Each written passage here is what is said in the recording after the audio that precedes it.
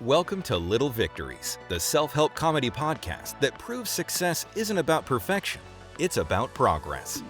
Hosted by fast-talking firecracker Richie DeFrisco and the ever-sly Pat the Cat Murray with the Pat Facts. This is Little Victories. And we're live. Welcome to the Little Victories podcast. I am your host, Richie DeFrisco. This is the podcast that talks about overcoming obstacles and hardships. In our podcast, we feature subject matter experts in their respective fields. And I'm very, very happy today to have a big announcement as well as an unbelievable guest for you guys. But before I get to my guest, I'd like to address that big elephant in the room, which is basically the official co-host of the Little Victories podcast, the one and only Pat the Cat, Pat Murray. Ladies and gentlemen, Thank you.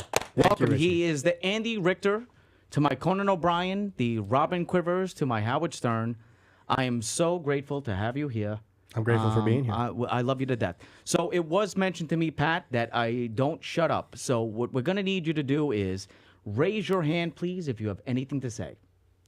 Copy that. Do you have anything to say? Not yet. Okay, perfect. So also, the value that besides his beautiful beard and intellect, etc., is that he will be discussing what's called the Pat Facts of each episode to give actual, factual, statistical information for each episode because I might not know what I am saying. So he will correct me at any point. But again, please raise your hand if you feel to do so. And without any further ado, I would like to announce, which I am so honored to have, a very special guest, a very polished, very talented, and I mean talented, A-list actress, also a musician, etc., performer, the very one and only Amie Margoles. Amie. Amie! Hey, thanks. You know, when I asked you, and I originally ran this across our very French grizzly producer, for you to be a potential guest, he was like, that would be amazing. And then when I reached out to you, I'm like, damn, I hope she says yes. And you did. Yeah, right away. And I met you, I don't know the exact timeline. I would say about a year and a half, maybe two. It's got to be about 2 years ago. I met you at an acting community that I would like to shout out because it's basically, I consider it to be a famous acting group because it is the longest cold reading series in the United States. So this is not a joke, and it's called Naked Angels. You can follow them on their Instagram account. It's Naked Angels NYC. Again, it's the longest cold reading series in the country, but I mean, you go to this event that they host every week, and you are surrounded by some of the most talented actors and actresses, I mean, in the city. It's free to go. It's a community. It's like a family. It's one of the greatest outlets as an actor that I have found that has fulfilled my soul. And we met there. And we've seen you on stage, and we're like, wow. It's just like every single performance that you do. But it's not just you. It's like, you know, we're surrounded by a community of very talented people. Yeah, we're so lucky. How long have you been with Naked Angels? This is my third season with them. So when I met you guys, I was brand new to the community. Really? Yeah. Oh, so you had just joined? I pretty much had, yes. Oh, yeah. I didn't get that vibe. I thought you were with them for long term. Yeah, when I first met Pierre, I think I had been there only for 3 or 4 months. Wow. So you just started at theater. So originally when we had started going to Naked Angels, it was on St. Mark's Place in Theater 80. Mm-hmm. Do you know any history about theater? Because now it's closed now. Right. Well, it was an old speakeasy. Right. It was an old speakeasy. And at one point, the owners found they were digging through, I don't know, when was it? In the 70s? 80s?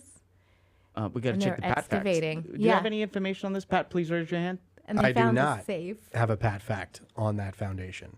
I think you were saying that you kind of jumped in around the time of the COVID pandemic. It was after. After. Yeah. Okay. Yeah. Yeah. So I did see a couple of things as a working class actress. New York City and a lot of places across the country shut down during COVID, right? So it's really great to see that it's starting to come back. Unfortunately, as I did some research, the Bureau of Labor Statistics, there we go, said that there were about 87,000 people in the city that were considered full-time performance workers, whether they were actors, musicians, artists. During the pandemic, it dropped to about 33,000. So it's like over 66% of people that were considered, professional, successful performers lost their space. They lost their venues, right? Theaters shut down, Broadway shut down, museums, concert halls, venues, you name it. It was, as three artists in a room, it was a very difficult and disconcerting time. So I'm curious to know more about how you started and where you are now. Yeah, well, You didn't start acting yesterday. I mean, this level of talent that you have. This shit didn't start yesterday. You've been doing this how long? Like early childhood. It had to be. Yeah. So I got into acting when I was 10, because I was bullied, and I got into acting. Suddenly, it was an outlet for me to express myself without being judged for being different. I want to know who bullied you. We need to find. We'll talk about it after. We'll talk about that after. We'll fix that. Yeah, but it was suddenly I thought, oh, I can talk. I'm not too shy to speak out loud, because I was so shy, and the bulliedness. What do you say? Yeah, I would say bulliness. The bullier, being bullied was it didn't help my shyness. And so then suddenly, I could speak out loud, and I was good, and it was suddenly this outlet for me. And I took some acting classes, and I was in music also, and eventually in high school I was taking drama, and my drama teacher, who was head of the department, she said, "You need to audition for plays." I was like, I have been auditioning for plays and couldn't get anywhere. And the new director was there auditioning me and didn't let me move on, and told the old head of the department, "Oh no, I can't let her into this play because she has a speech impediment." Really? Wow. So I was like, oh well, okay, well acting's not for me, obviously. Oh, so look at this now. Yeah, so I quit. Yeah, and I went full-time into music, became a professional musician. I was in the Broadway pit orchestras, and after a year or two of that, I thought, I really want to be on the stage, not under it. Not under it, yeah. So what were you doing in the orchestras? Playing French horn in the pit orchestras. Yeah. So you walked away from acting. I had walked away from acting. How about that? Yeah. And Why go back? well, it just kept calling me. Yep. All right. Yeah. Kept calling you. Mm-hmm. It's your out. It's almost like it's unavoidable. It's kind and I relate to this. You tell me if you feel the same way.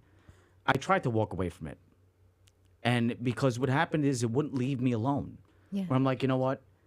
And then I have a friend, Michael Cuomo, is a brilliant artist, and he had mentioned in Divine Time. I might be repeating myself from a prior episode, but essentially is that when we're ready, we're ready. Mm-hmm. And it took me a long time to get there, but it satisfies my soul. Yes. And I don't need the pay. It's not to say, listen, if you're a casting director, please, I need a paycheck.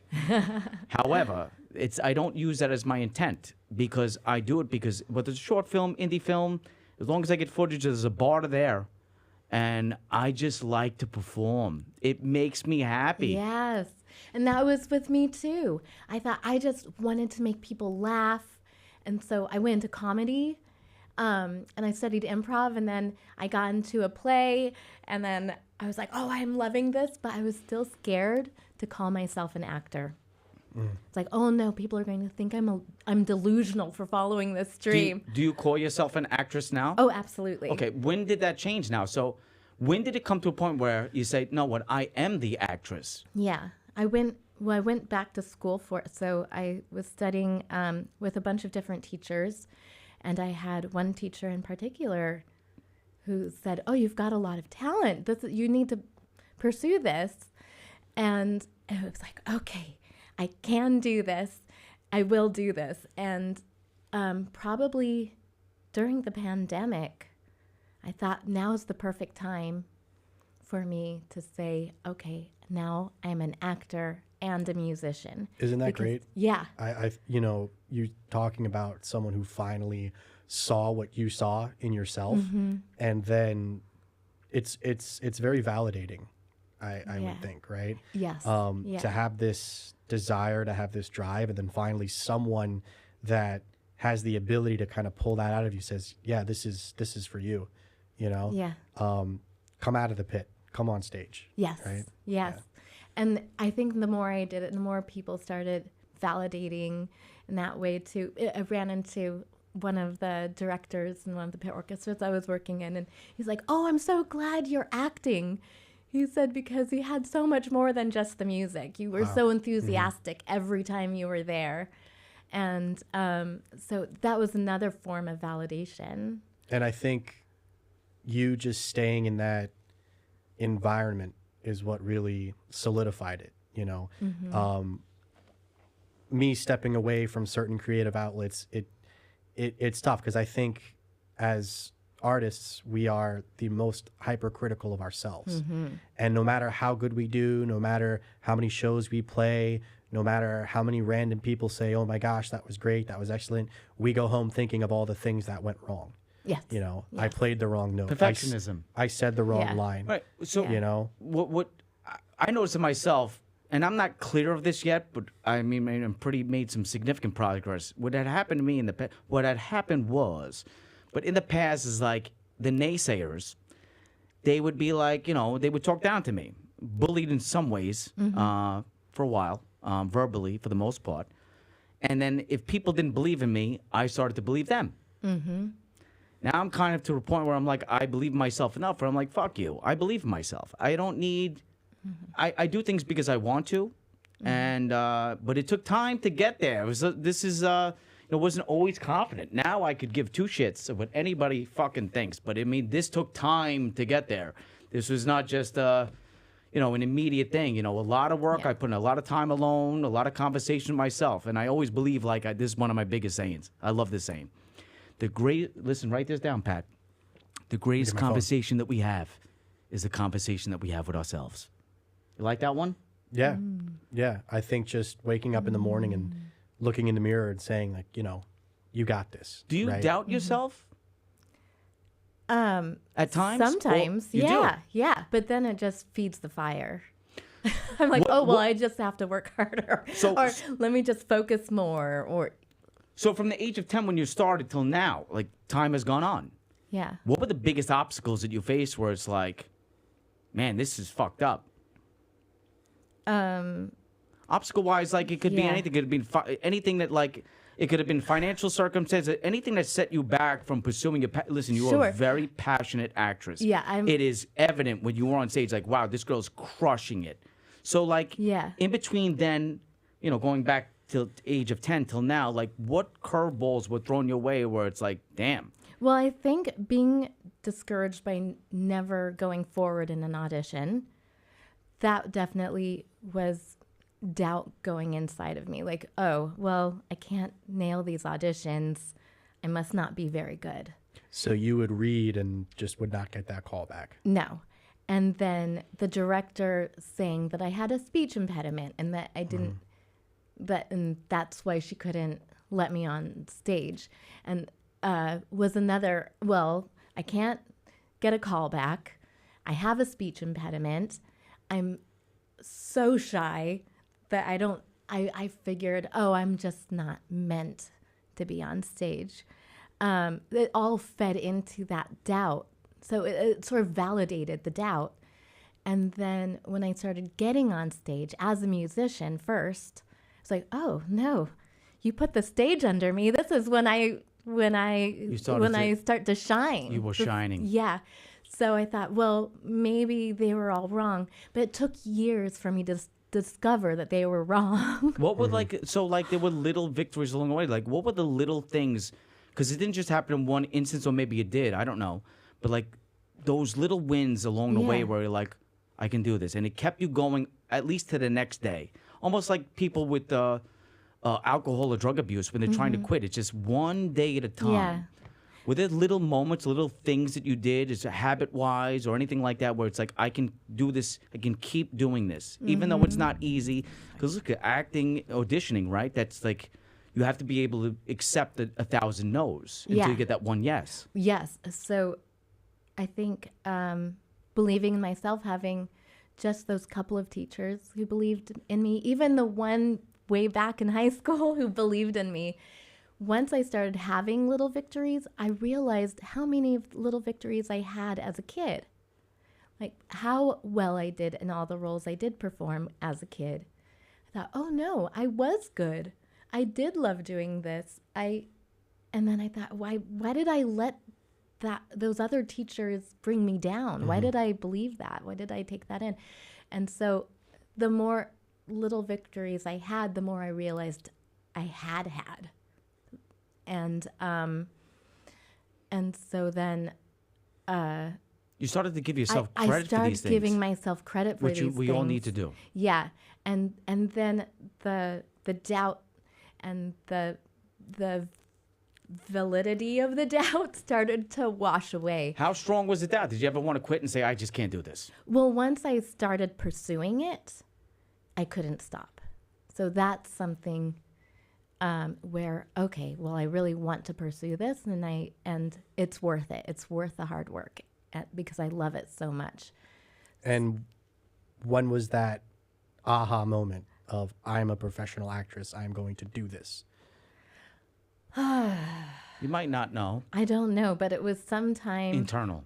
It was internal. It was sometime 2000. It was like almost 8 years ago. Wow. Okay. Maybe where I'm like, no, I'm going all the way with this. Right. Yeah. That's great. Because then you had mentioned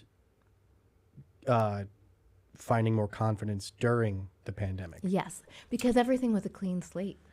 You know, I'm glad you say that. I don't mean to cut you off. I'm going to cut you off because, you know. But listen, Yeah. I need some factual information. I'll give you some facts in just a moment. I want Pat facts. I'll give you some How Pat many people facts. quit? How many people quit? Well, according to Backstage.com, I was just reading this article shortly a while ago. 2%. 2% they did a study of 2.4 million actors, right?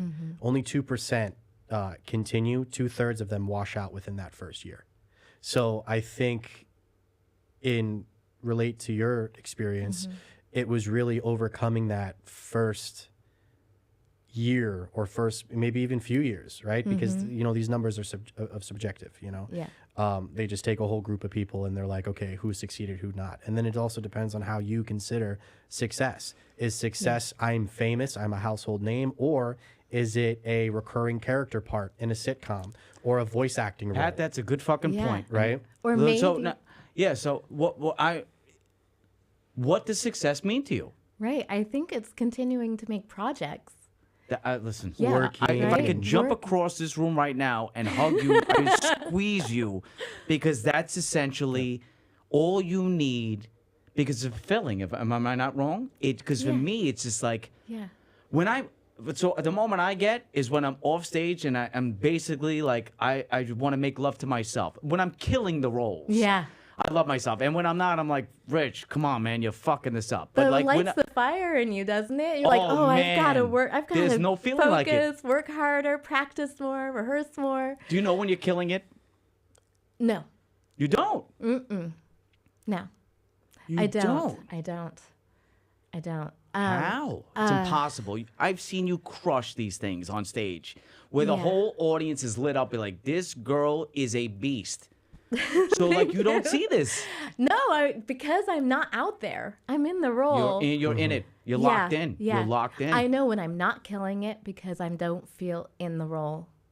Right, but that's how you know Yeah. I would think that you're killing it. If you, But I still don't know if still I'm don't know. killing it. I think getting laughs helps. oh, absolutely. If you're doing comedy, Yeah. getting laughs really Because helps. it's instantaneous where you know you're doing well drama, it's built up, you don't know the reaction. I mean, if it's something very, Yeah. very dramatic where the audience, you can see them like, you could see that reaction, but other than that, without the reaction, it's funny that you said that too. Yeah. We kind of need that almost to know that it's like, with the laughter, with the comedy. I have to say, when I feel the worst coming off stage, I have no idea how that went. Or like these are the little thoughts that go in my head when I leave the stage. Like, I have no idea how that went, how blah, blah, blah, blah. And then people will be like, that was the most amazing I ever saw you. And I was like, really? Okay. So now you kind of just have that checklist in your head, like, okay, do this again, do this again, do this again. Yeah.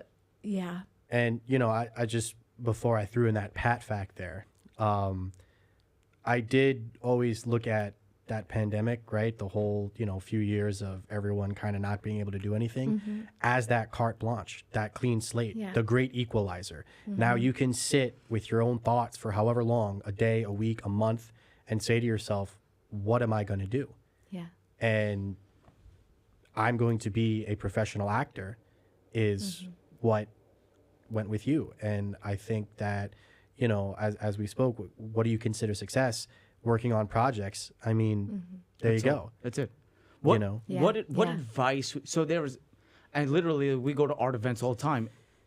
Me and our very French grizzly looking producer are literally at events nonstop, at least once a week. He goes to more than I do. What advice? And I have people walk up to me all the time and talk about the acting thing. People, I want to get into that. I credit you more than I credit myself because you're on a pedestal to me. Oh. What advice would you give to anyone that's listening that they want to go in that field, the artistic Yeah. performative field? Definitely keep at it. Keep working. Keep pushing yourself because if you really want to do it, you can do it. You can, you've got to have that heart and soul and keep Doesn't pushing matter through. speech impediment. Doesn't matter No. anything. So many actors have speech impediments, like I was gonna Kathleen say, Turner. And I mean, even look at President Biden, who just left office. I Oh, mean, his man. whole thing was, as a kid, I had a speech impediment. And you could still Yeah. argue that maybe you watched some of his Sure. speeches, he might get tripped up, Yeah. right? But then his Yeah. whole life is public speaking, right? Yeah. It's- Also, Yes. not just But there's another thing that I feel like just showing up. Like what you were Yeah. saying, going to the events, I like showing this. up, being present, being seen, that's getting another. to know everybody. That's another saying I have. Oh, yeah. I know. So I have a lot of famous sayings that I'm trying to. famous to you. Famous to me.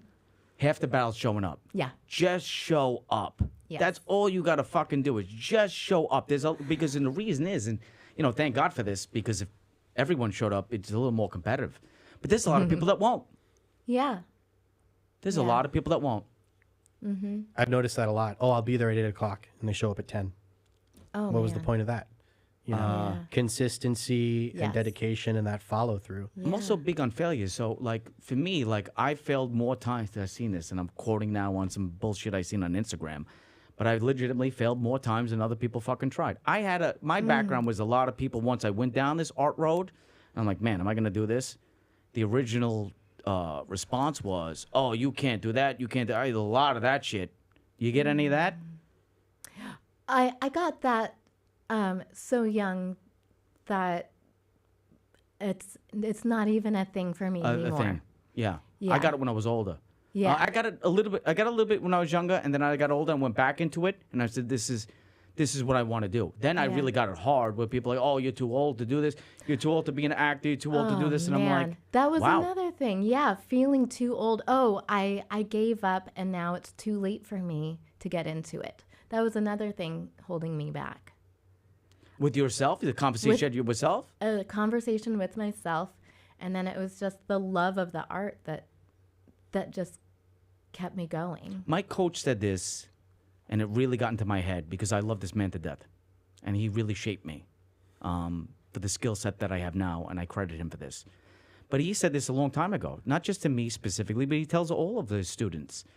He's like, don't do this because you're expecting some sort of outcome. I mean, my coach is like the actor's act. This man is polished. And he always says, you do this because you love to do it and let the rest go. Yeah. And, when originally, it sucks to hear that because, you're regular working class people, you got to pay bills. But I finally, through the grace of the universe, came to a point where I'm like, I do this because I love to do this. Yeah. And I feel like the weight of the world is off my shoulders when I'm done with my performance.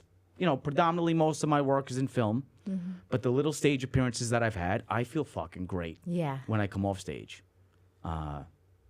You couldn't walk away from this if you wanted to. No. Why not? I'm going to quote a friend from... Get it? Yeah, right? The gravity of the art. It just keeps pulling you in. But it's sort of, if I don't do art, it's sort of like, what's the point? What's the point? Because I love it so much. It's so part of my soul. It's like music wasn't enough. Being on stage or I love film and I love screen acting, and so being part of a project is just, it's my life force. Unfortunately, I don't feel fulfilled in life unless I can create something. And you've like been that. fortunately, listen. I don't like that word. Let me backtrack here. You've been very busy. Yeah. You've been very busy. All of last year. Yeah. Going back how far? Because you're right now booking things. You've been on stage. I seen you were in Philadelphia. Yeah. You're traveling. You are constantly getting roles. So you are being recognized for, I'm not sure how long, but people recognize and see the same thing that I do because it's not something that's that can be negated. You are now in demand. Is yeah, it's that great. That'll primarily stage acting? For the most part, Yeah. and a short film, but everything else has been staged lately. Yeah, be sure to plug everything. while you're Okay. here, everything. But it's- Instagram, names, all that. No, Yeah. What would be your goal then? Because I know we spoke a little bit about what you might consider success. Oh yeah, and one was, what was it? The sitcom. Yeah. Yeah. To play. To Just, yeah, be a part of an character actor, ensemble. right, Yeah, yeah. character actor ensemble cast on a sitcom. Right. That's like the dream. That would be the creme de la creme. Love yeah. that. Yeah, watch me That'd on be the fun. new hit Comedy's ABC fun. show. Yeah. Yeah, but do you know why I would want that so much? Is not it's because when I'm part of a production where you really jive with your cast and you get to play this recurring role, it is so much fun to step into that character's shoes, to keep like, oh, what is she going to say now? You What's like going to comedy happen more. now? Comedy is my love. I will do it all. Like, let's say Dead to Me, where Christina Applegate and Linda Cardellini got to play 3 seasons of these 2 characters. I'm like, that would be a dream. And not role. only that, your bills are paid. And your bills are paid. Those people from Exactly. what's the doctor show on TV? There's too many. What? The ER thing. What is it called? Grey's ER? Anatomy? Grey's Anatomy. Oh, yeah. Oh, man. Man, those people get their 35 bills seasons. paid. Oh, Yeah, man. You know see, to get the bills paid too. I like Icing so on the cake. in my class we do all genres, and we specifically go make sure we rotate from comedy to drama. Back in all my acting classes, all the different coaches, we always do this. But Joe always has it down like this. I like this. He said, "Drama is ordinary people in extraordinary circumstances, and comedy is ordinary circumstances with extraordinary people." Yes. He has Yeah, I that like down that. to a science. Yeah, it's the circumstance. Do you use any specific techniques as you're acting? Like some people use the vote system, Meisner, whatever. Do you use a specific technique that you approach your roles? Yeah. I studied the Meisner technique. The Meisner. Yeah. And I did. Yeah. I'm supposed to be providing the facts here. I don't know what you guys are talking about. Well, what's the fact on that? What, I said I'm Meisner supposed to technique? be supplying them, but I don't know about this Meisner. You didn't raise your actor. hand. You were supposed to raise your hand this whole He time. raised it and talked at the same time.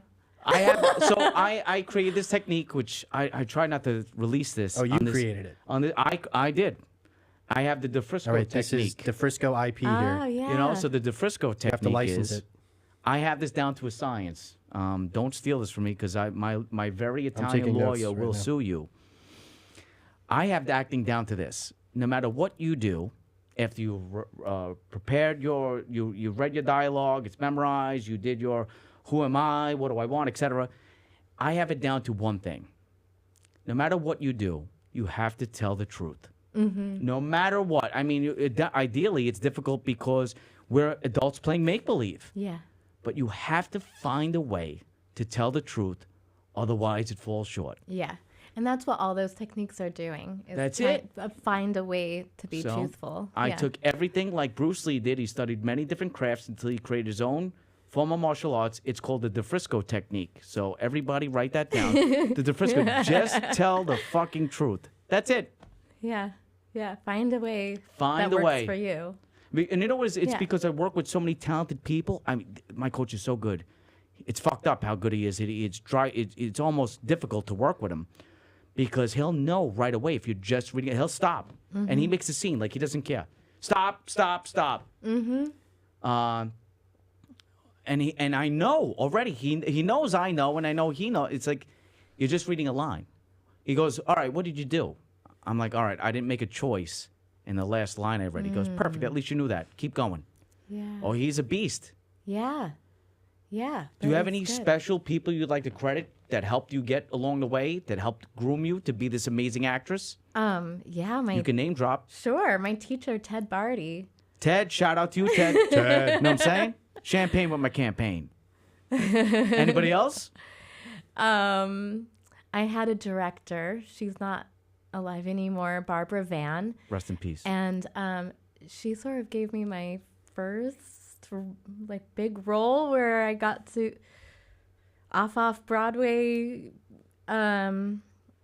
stage production, and it was a musical, and she used to be part of La Mama back in the 60s, 70s, experimental theater, and Okay. yeah, and she's the one who sort of pushed me in the direction of studying Meisner, and I also studied a little bit of Chekhov too, and so she introduced me to those techniques, and so she was sort of the catalyst for me going And got forward. you was to the level that you're at now. Yeah. Do you have anything coming up for the rest of the year that you're really looking forward to? Yeah. In New York City, and just a week from today, I'm opening a show in the Chain Theater One Act Festival.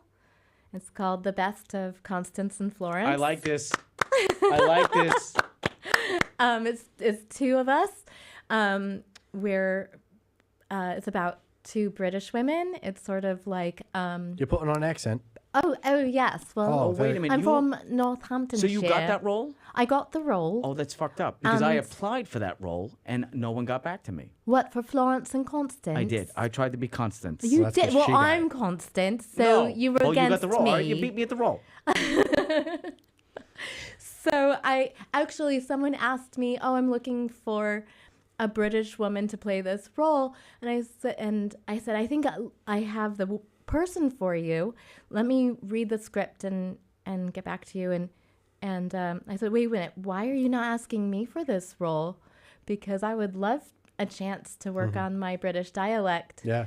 And he said, "Well, the age is older than your age." And I was like, "It doesn't matter." Age is just a number. I was like, let me try this character, because I fell in love with this character so much. I was like, "You have to let me do this role." And so he said, "Okay, all right." Heck yeah. What you just said, it like so now I have goosebumps all over my body, because it's the most important thing an actor can do is when you say, "I want this role, I will do this work." It actually, and I didn't even think of even talking about this, but that means the world to me. For the little time we have left, that we end on this note is because give me a chance, right? The really actor that, oh, I just touched you. You're warm. Is that's what it takes. The relentlessness of saying, and now tell me if I'm wrong, but it's saying, no. Let me do the work, present it to you. And if it's you find someone, I respect that, but at least give me a chance. That relentlessness of saying no, I always reference Patrick Swayze, the director of the movie Ghost did not want Patrick Swayze, and he said, "No, I want this role." Yeah. And I can do it. And he fought for it, Yeah. and he crushed that role. Yes. But he was not wanted, and this happens every single day in film and theater, where they Yeah. say, "No, I don't want you," and you say, "No, no, no, no." And You that's are. essentially- You're going to want me. and that's essentially what you did. Yeah. Yeah. That's a tremendous victory. That's not a yeah. little one. Yeah. That's yeah. How does that make you feel? Oh, so good. And at first, those doubts kept on creeping in. Of oh, course. maybe I'm not right for this role. Maybe I'm not good enough. They don't like me and blah, blah, blah, blah, blah, blah, blah. And then I just kept working and working until now.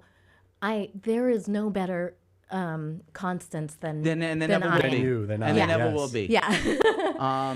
And I have my short film to plug too. Yes. Because we're hoping to hit the festival circuit this year, and it's called Sleeping with Gus. Sleeping with Gus. Yeah, follow us on social media. Sleeping with Gus on social media. So is there an Instagram account that yeah. you want to follow? Yeah, Instagram, Sleeping with Gus. Sleeping with Gus. So to the audience, please follow that. I mean, I'm legitimately the guest I have provided for you guys as listeners. She's the one. In a sea of very talented people, she's top tier, and I can't thank you enough for being here. And I was like, I hope she doesn't say no. Oh, and thank then you for didn't. I'm like, having okay, me. we gotta find a way to make sure she don't cancel. I was calling him every day, Pierre, like, let's hope she don't cancel on us. This is important. Oh, We yeah, you were really- going to pick me up via helicopter from the roof of my apartment. I came ready to. I had gangs lined up in all 5 boroughs that if they had to, worst case scenario, come and find you. I was ready. I put the street team out there. I was ready. I called Pat. Pat was ready. We were there. We were there. Wow. I can't. Look, in one episode, I have a co-host. Okay, a handsome, lovely co-host. Oh, why, thank you. I have a stunning, very talented actress. Thank you. And to the value you add to, and it's important for me to have guests like you because it wasn't easy for you, Yeah. right? So then there's a lot of people out there, regardless of age group, younger or older, that sit there and give up on themselves all the time, and that's not what this is about. It's like, look, I always say there's no straight line to success. It doesn't fucking work that way. There's gonna be a lot of twists and turns, Peaks and valleys. Yeah. You know, Yeah. I have my nights where I'm like, Richie, I hate myself. And then I have to get out of that hole. And I'm like, pick yourself back up. Yeah. You know, come on, dipshit. Let's go. You got work to do. Don't give up. You know, I remind myself all the time. I have this little thing I tell myself. There's people out there. This is one of my main motivating factors, is that there's people out there with a lot less that are doing more. So you have no fucking excuses. And I tell myself that shit all the time. It works. Yeah. Yeah. I have no fucking excuse. No one wants to hear my wah story. Just get it done. I think of Danny DeVito. He was Okay. going to quit, and it was his last audition. If I don't get this audition, I'm quitting acting forever. It was the audition in Taxi for his role in Wow. Taxi, and he shows up. You know how tall he is, and everyone was huge because they wanted a big, large man. So he was so furious that his agent sent him on this audition. He stands up, "Rah!" and you're him. And how do you match that talent? So he's short, not attractive, right? He's out of shape, and his talent is. That's his kind of guy that if I was on set with it, there are certain, I don't like to say I'm intimidated, but let's be fucking realistic here. There are certain people that you're going to be on set with that are like, damn, fuck, man, this is the level of talent. The bar is set high. I think we got a Pat fact. Relative Pat fact. I mean, again, as you just said, we have child actors. We have actors that have been at it since, the time you first wanted to be an actor, right? I can imagine, sitting down and for me, I was always interested in voice acting. And to know somebody who was my age that had a role when they were younger, I was jealous. Yeah. I was envious. I You're a couldn't believe jealous it. piece of I shit said, that you are. this was something that I wanted to do. The ball's and on you. I can't believe this person had done it. But again, you can't stake your claim in that because It's not everyone's your- experience It's is not different. your story. It's not my story to no, tell. No, Yeah. it's not what You know? happens to us. That's not the story. It's just what happened to you. And It's what so, we did about it. Look at Sam Jackson, right? He was in his 40s before he got his first major role.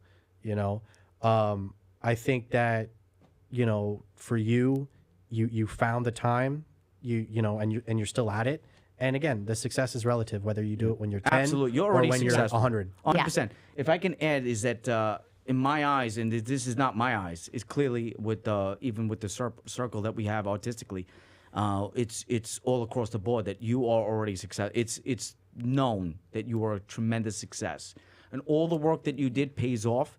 You inspire me as an actor because when I watch talent, I'm like, you set the bar. Yeah. So we're gonna look forward to your upcoming short film. It was Sleeping with Gus. Sleeping with And we had Constance and Florence. The Florence. best of Constance Florence. and So listen, when Florence. Sleeping with Gus takes off, when Constance and Florence hits the circuits across the country, we can say we had Amie on Little Victories. That's right. So now we're trying to cash on you. It's just a little selfish, but I mean we're struggling, so we gotta do what we can, Do what we right? can. Listen, Yeah, So we hey, made let's it. help each other. we have no Absolutely. shame in that. I mean, so what I'd like to do is thank you so much. Amie. Amie. And thank you for having me. Thank We you. look forward to speaking with you again, working with you in the future. Pat, I love you. Thank you for being my co-host. Next You're welcome, time, brother. Thank you. Before you speak, please raise your hand. You've already violated that already. For Christ's sake. My face is bigger than yours. I'm supposed to be the star of the show. I'm the little You're one. the little face. Yeah. Let's just let that marinate for a while. I want to thank, without, this LMC Media for giving us this space. Beautiful space. Thank you. And the ability to get our podcast off the ground. I really can't thank you guys enough. You guys are phenomenal. Please follow LMC Media. They're some of the best people that we've come across, especially in this field. So thank you again to that. I'd like to thank our very French producer. I'd hate to do that. He does need a haircut. Hopefully he schedules one soon because he looks like an aging teen wolf. When I saw him this morning, I'm like, is he going to cut his fucking hair? I guess not. So anyway, until next time, to the rest of the listeners, I would like to let you guys know, listen, if you have a dream, you follow it diligently. It's not going to happen right away. It's a lifelong journey. It's not a destination. You follow it all the way through because at the end of the day, by hook or by crook, your dreams will come to fruition and your dreams will find its way, right? You just do the work and the universe will take care of the rest. This is the Little Victories podcast. I love you guys. Until next time, ci vediamo. Thanks for listening to Little Victories. Stay tuned for more wins and more laughs. Follow us at Little Victories Pod on Instagram so you don't miss a thing.